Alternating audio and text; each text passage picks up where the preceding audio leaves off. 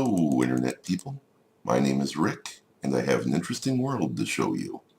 Welcome to episode 3 of the Mitton World Server Tour.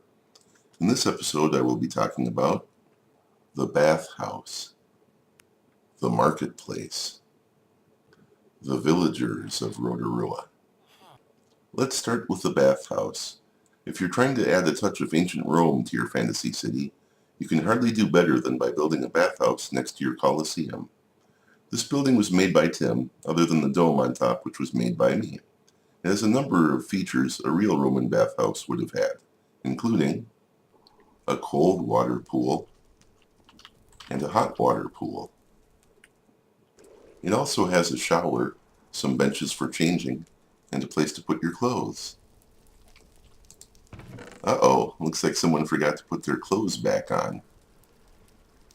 When Tim first built this, he put a flat roof on top of it, even though the plan was that I would add a dome on top of it from the very beginning. I told Tim he didn't have to put the whole roof on, but he replied it was fast and easy to do. When I finally did add the dome, much later, the flat roof made it a lot easier. Tearing down the flat roof parts that were not needed once the dome was built went quickly. Good call, Tim. If you'd like to see me do a tutorial on either making domes or how we make such cool buildings, let me know in the comments. Here's the marketplace of Rotorua. There used to be a cow farm here, but that got moved to the farming area. Like a lot of Rotorua, this market was made to be seen, not to be practical. This is not the most efficient way to store and access materials, but it is a fun and in-character way to do it. The first few merchants to work at these stalls were unfortunately eaten by zombies. The villagers got mad and demanded greater protection. That's when this guard post got built. I made this entryway with doors so that the villagers could come and go as they pleased.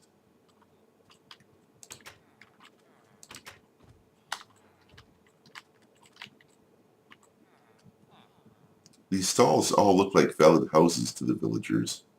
Having so many houses in such a small area pulled the perceived center of the city way over this direction. And that's a good thing, because before that happened, the villagers were taking turns, all living first in one place, then another. For a while, they were all living in this house with the dome. Then they all moved into the fishing shack. And then they decided to explore the sushi restaurant next door. Fortunately, the villagers have stopped trying to all live in the same house, although the chicken and biscuit stand and the fishing shack are still quite popular. Here's the stalls in the marketplace. You have Flowers by Irene, newspapers, books, and magazines, mostly books, chicken and biscuits, Color World, S-Mart, Just Horsey Things, Redstone Hut, the Netheratorium, and Builder's Cube. Apparently the security measures weren't good enough for the villagers, and they decided to build several golems on their own. For more expensive items, there is the Mineral Exchange building. The marketplace wasn't meant to be an efficient storage system, and it isn't. However, it is far more organized than my house used to be when it was storing a lot of this stuff. The players on the server know that if they need something, even obscure or rare blocks, they can usually find it here. Because we have large farms, wool and wheat are pretty cheap.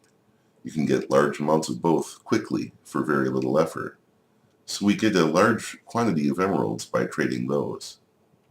Sugar cane is even cheaper, especially when you have a large and fully automated farm like this one.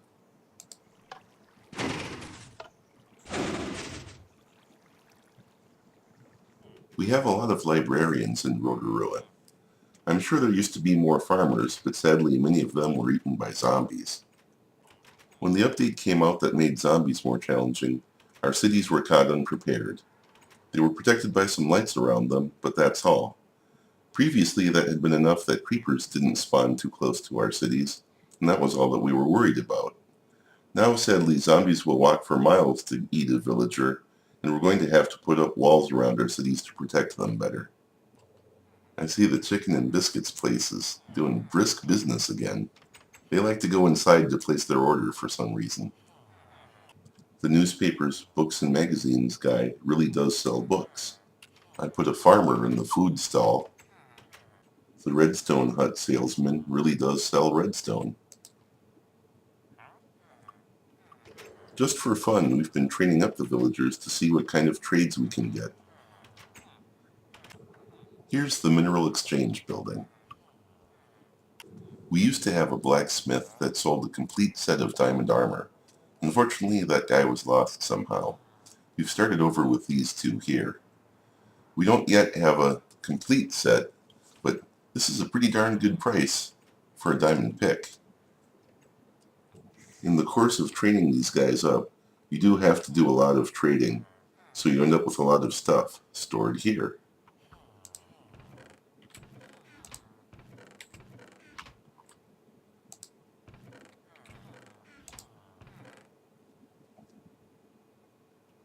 Here's the newspapers, books, and magazines guy. It seems his magic book trades change from time to time, as I bought at least one looting book from him, but now he sells a different kind. This guy buys written books, paper, and regular books. We've gotten a lot of emeralds from him, and his neighbor who sells wheat and wool. Sadly, we've hit kind of a wall with this guy.